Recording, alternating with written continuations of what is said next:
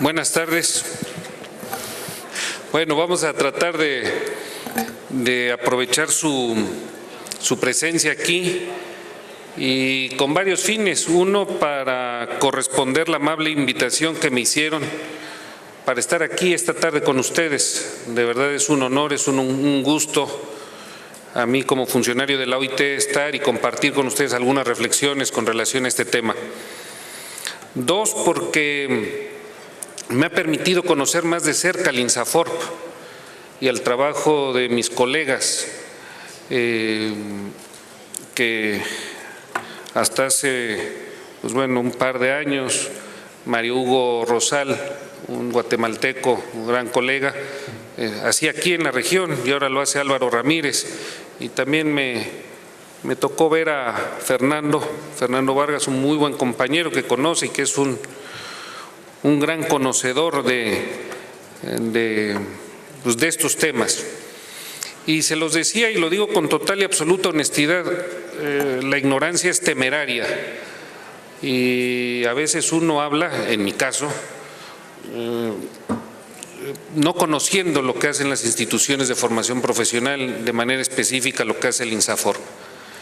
Y con base en este compromiso me metí un poco a leer, a documentarme lo que es el INSAFORP, cuál es el modelo de formación y capacitación que brinda, de dónde salen sus fondos, cómo está comparado con otras instituciones similares aquí en la región, en América Latina.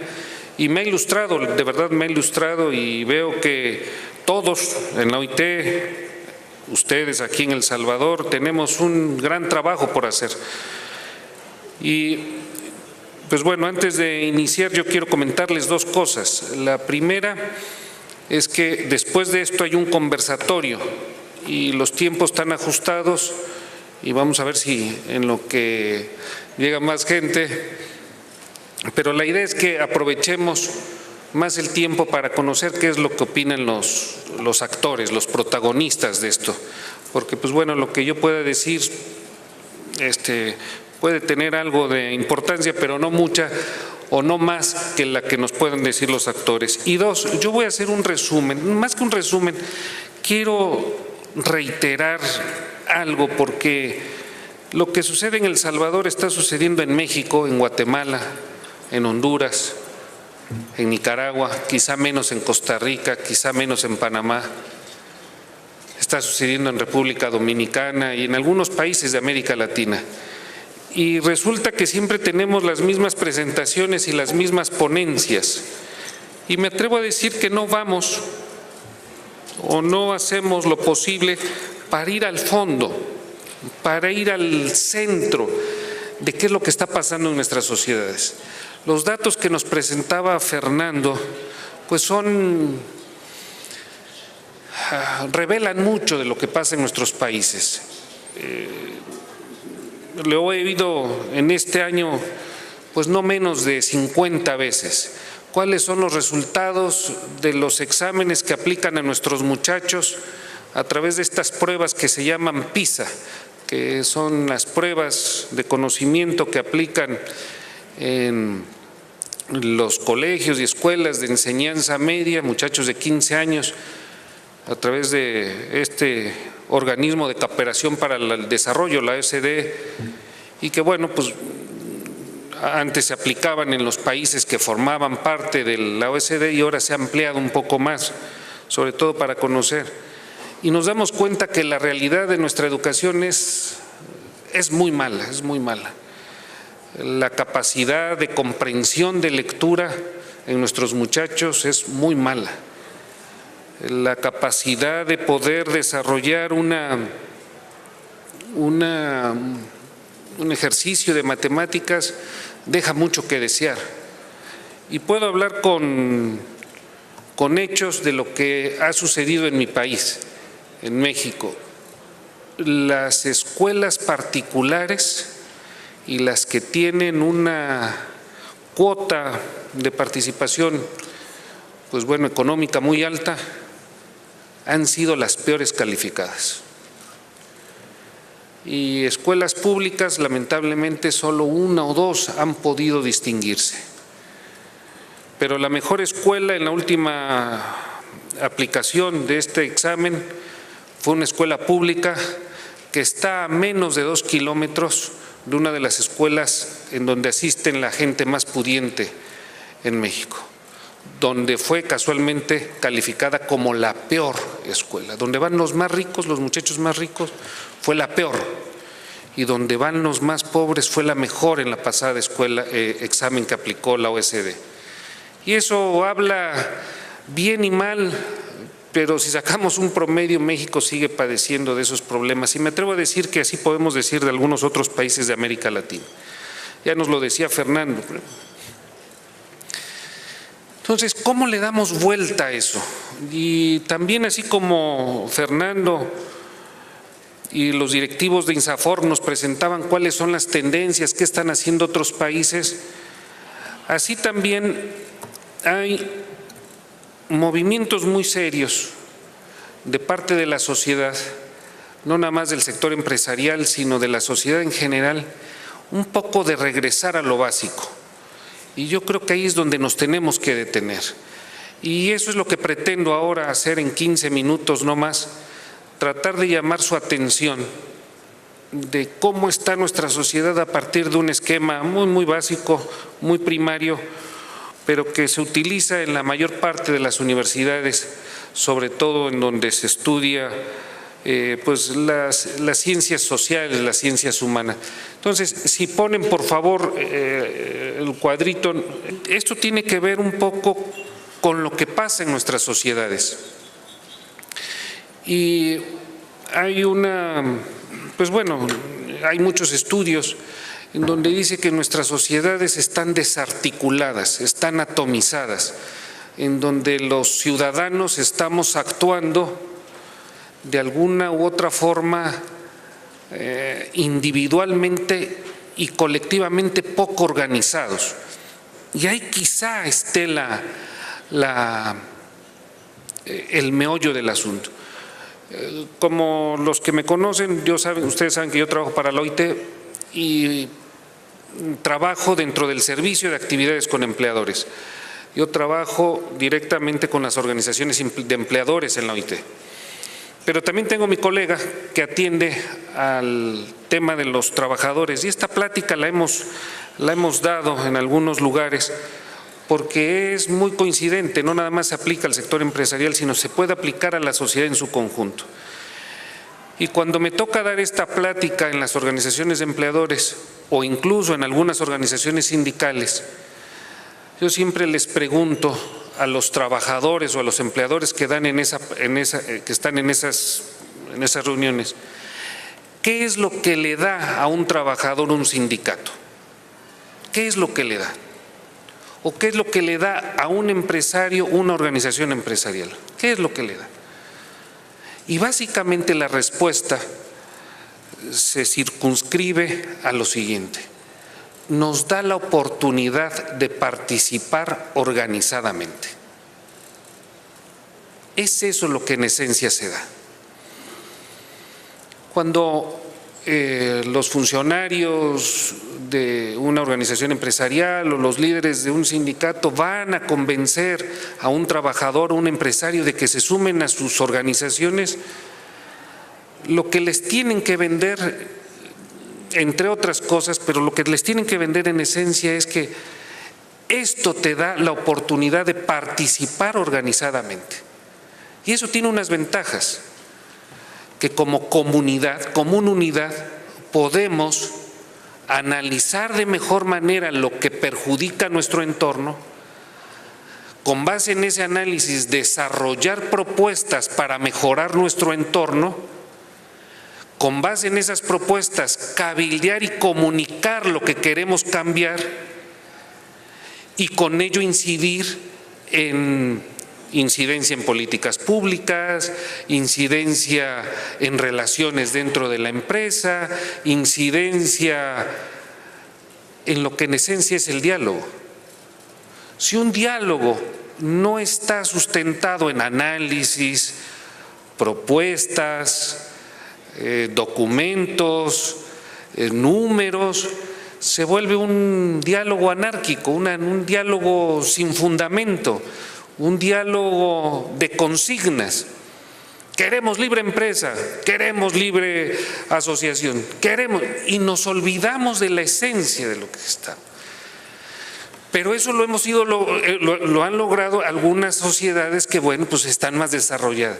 Pero ¿en dónde está la esencia de eso? Y por eso yo me atreví a hacer este cuadrito un poco a la carrera y con la ayuda de las personas del INSAFORP. Y este cuadrito es la esencia de lo que a muchos analistas, muchos estudiosos de la sociedad debe de ser dibujado lo que es una sociedad. Y en el centro está la persona. La sociedad, el eje, el centro de la atención de la sociedad tiene que ser la persona. ¿Sí? Y por eso el INSAFORP insiste mucho en que el trabajador es el que tiene que ser el sujeto de su trabajo.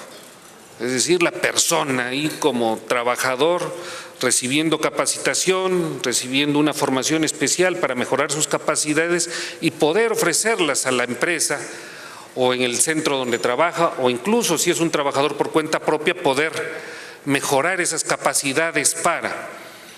Hablamos de programas de mejora del inglés a los muchachos para que puedan trabajar en los call centers.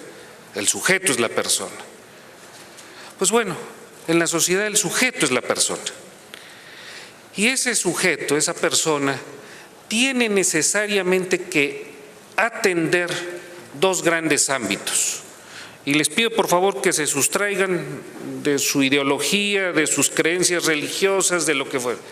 Tiene que atender dos grandes ámbitos: su desarrollo material y su desarrollo espiritual como persona. El desarrollo espiritual es aquel que tiene que ver con lo que sentimos las personas, los hombres, las mujeres, por qué lloramos, por qué reímos, por qué amamos, por qué nos preocupamos. Esa parte espiritual es la que, pues bueno, tiene que desarrollarse. Traía conmigo hace un rato un libro de Daniel Goleman que se llama Focus, un libro que no me gusta mucho ese tipo de literatura, pero ese me parece que está muy, muy bueno. Pues bueno, las personas tienen que de alguna u otra forma también desarrollar esa parte. Ya Fernando nos decía que hoy las empresas están buscando en las personas, en los trabajadores, esas competencias de manera más acuciosa: la responsabilidad, la puntualidad, la honradez. Son temas que hoy están en boga. Nos enseñaba todo lo que están pensando la Unión Europea. Bueno, eso está vinculado a una parte. Imagínense ahí donde está la P, divídanlo en dos. Pues bueno, las personas tienen que atender esa parte espiritual y esa parte, pues bueno, física como persona, salud, ejercicio, todo para que se vaya desarrollando.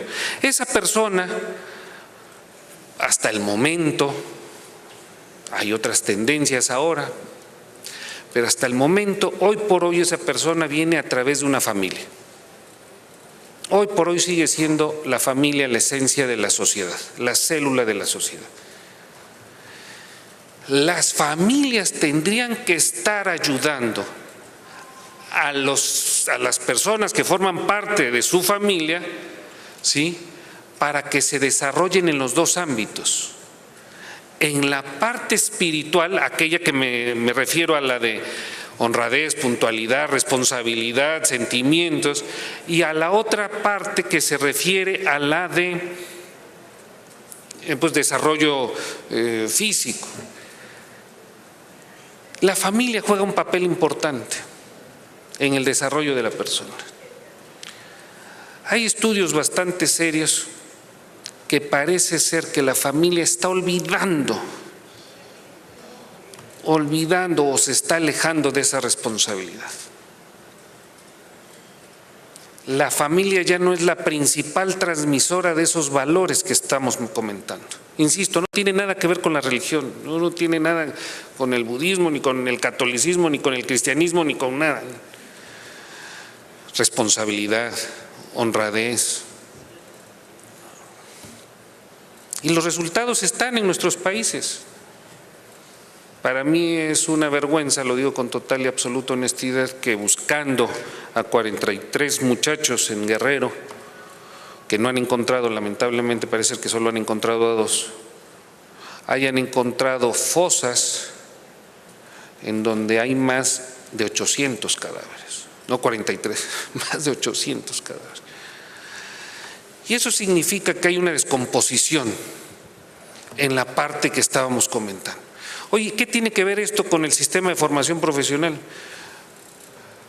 La Unión Europea, en la lista esa que sacó, el decálogo que sacó, que nos mostró Fernando, una de las competencias que están buscando en los trabajadores es precisamente esos temas, las competencias blandas que hoy por hoy. ¿Pero en dónde las van a transmitir? Si el señor tiene que salir, nos lo decían ahora las personas que están vinculadas al sector de la construcción, para que no se vayan con la mara, se llevan al muchacho, o al niño, más bien al muchacho, a trabajar. Las señoras que ofrecen las comidas en la construcción, para que no se vayan con la mara, se llevan al niño y ya están trabajando. Ya empieza a desarticularse esa columna vertebral de la sociedad. El segundo tema, después de la familia, la familia, pues bueno, tenemos los que somos padres, tenemos algunas responsabilidades, en fin, y nosotros no podemos transmitirle todos los conocimientos, sobre todo para el desarrollo de nuestros muchachos. ¿A quién recurrimos? A la escuela, donde dice la E. Pero parece ser que también, según las cifras que nos mostraba Fernando y que yo también por ahí traigo, las escuelas no están cumpliendo con ese papel. Con ninguno de los dos, con ninguno de los tres, porque el deporte lo han olvidado. La transmisión de valores es un problema hoy. Y en lectura y en matemáticas estamos reprobados. ¡Guau! Menudo trabajo tiene el INSAFORP. Que nuestros muchachos están pasando por familias un poco disfuncionales, afortunadamente no todos, pero en las personas con condiciones más vulnerables, lamentablemente. Y son las que necesitan, ahorita lo vamos a ver, nuestra solidaridad y nuestra subsidiariedad. Entonces, con familias disfuncionales, luego pasan a una escuela que, Dios mío, insisto, tengo que hablar por mi país, no me puedo meter con otro, pero en Oaxaca, de los 200 días o 250 de lecciones que tenían que dar los profesores, los maestros, solo llegaron a 110. Todos los demás se fueron a paro, por diferentes razones. Por diferentes razones. Y esos muchachos en Oaxaca quedaron sin clases. Entonces la familia que tiene que trabajar, que tiene que juntar sus centavos para que la mamá tiene que hacer una serie de cosas, y me está tocando ir a Oaxaca ahora. Yo no soy como Fernando que va a Brasil, a los lugares bonitos, yo estoy yendo a Oaxaca, a Chiapas, a Guerrero, y ahí veo que son las familias y las escuelas que están en una condición que da vergüenza para un país como el nuestro. Y ahí uno choca con la realidad. Dicen, a estos muchachos, ¿qué les voy a enseñar? ¿Qué les vamos a transmitir? Las necesidades están tremendas. Sí, queremos llegar ahí, pero nos estamos olvidando de esto. La escuela con una serie de problemas, incluso las privadas, las privadas, les decía, la peor calificada en México en el examen PISA fue una universidad de una congregación religiosa, de las más caras, en el Estado de México.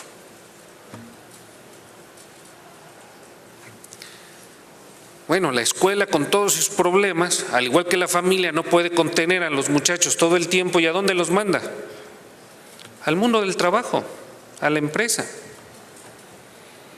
Pero parece ser, por los datos que nos dio Fernando y que también yo puedo compartir, que si no me falla la memoria, el 86-87% del parque empresarial en América Latina son micro y pequeñas empresas. Y 7 de cada 10 trabajos se están formando o se están desarrollando en la informalidad. ¡Wow! Entonces, sí queremos llegar ahí, y de verdad lo digo con total y absoluta honestidad, el INSAFORP está haciendo un trabajo extraordinario. Bueno, tenemos que hacer algo más porque si no, como sociedad, no solo como INSAFORP. Entonces también el mundo de la empresa está desarticulado y esta columna vertebral, y por eso está así, esa columna vertebral, sus vértebras no tienen el ligamento, el tendón que le permite mantenerse erguida. ¿Cuáles son esos ligamentos, ese tendón que hace que las vértebras puedan mantener erguido el cuerpo humano? En este caso, la sociedad. 3 valores fundamentales. El primero de ellos, la solidaridad. Una organización empresarial, un sindicato, una asociación de vecinos, basan su trabajo en la solidaridad con sus pares. No puede haber un trabajo en conjunto si no hay solidaridad. Y parece ser que la solidaridad también la estamos perdiendo a pasos agigantados como sociedad. ¿Cuál es el otro valor que le puede dar forma o mantener erguida esta parte de la sociedad? Se llama subsidiariedad. Y el subsidio tiene que ver, y ustedes mencionaban hace rato, las personas de la tercera edad no tienen formación. Bueno, se necesita un subsidio con aquellos que no son iguales a nosotros, que están en desventaja, en este caso los adultos mayores, para darle una ayuda y que pueda ser también empleable. Porque ahora, entre todas las cosas, pues bueno, como dicen, parió la abuela. Ya no nos morimos a los 72, nos morimos más viejos.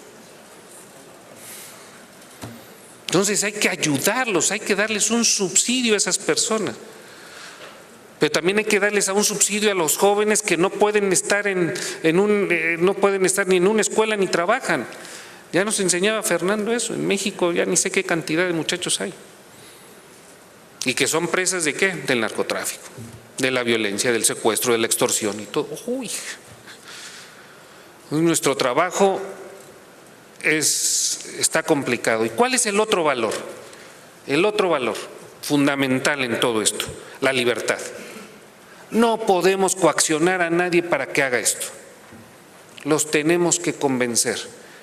Y los vamos a convencer, ojo, y por eso me gusta mucho esta estructura, si regresamos a los valores en este sentido que les estoy comentando, para que sean transmitidos en la familia, en las escuelas y en las empresas. Se habla mucho de responsabilidad social empresarial. La responsabilidad social empresarial en esencia es eso, solidaridad y subsidiariedad, que en libertad hace la empresa para poder mejorar condiciones. Es esto, no hay más. ¿Y por qué lo hace? En este caso, con este ejemplo que pongo de la responsabilidad social empresarial, que es la base de esto, que es el bien común. Y el bien común no es la suma de los bienes materiales o individuales de todos. El bien común es el conjunto de condiciones que le permiten a las personas lograr en libertad su desarrollo. Ese conjunto de condiciones, lo estamos viendo, no corresponde a lo que pretendemos lograr. Bueno, hay que trabajar mucho. Y eso es a lo que yo me quería referir.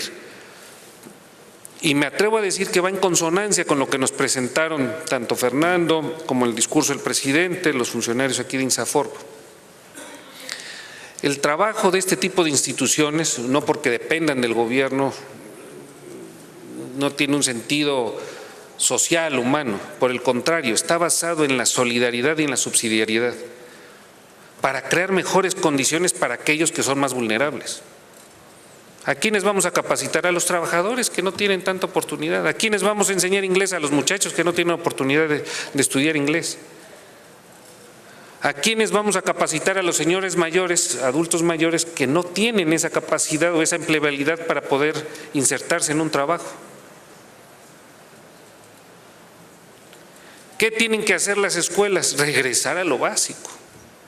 Enseñarle a los niños la capacidad de comprender cosas. ¿Qué tienen que hacer las escuelas? Regresar a lo básico, matemáticas. ¿Qué tienen que hacer los padres de familia? Exigir tanto a las escuelas como a sus hijos para que vayan, porque ahora los profesores van con miedo con todo esto de los derechos humanos, en fin, los acusados son los profesores, no los muchachos. Entonces, un poco regresar a esto.